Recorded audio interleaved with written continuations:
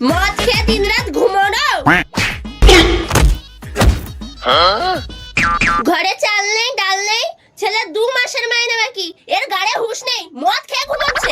খাওয়ানোর দম নেই, কে বিয়ে করতে বলেছে শুয়োরের বাচ্চা? ও বিয়ের আগে বাবু শোনা, আর এখন আমি শুয়োরের বাচ্চা। বিয়ের আগে যদি জানতাম তুই মদ খাস তোকে বিয়ে করতাম না রে পাঠা। তুই বেশি গাঁট জ্বালাস না, তুই নিজের কাজ কর যা পাঁঠি।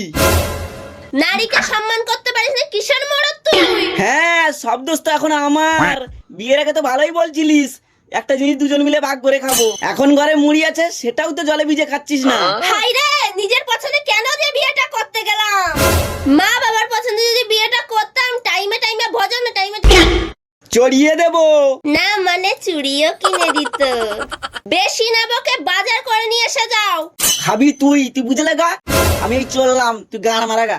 দুপুর বেলা আসিস ঘরে, তখন দেখাবো মজা। পাঠা পাঠা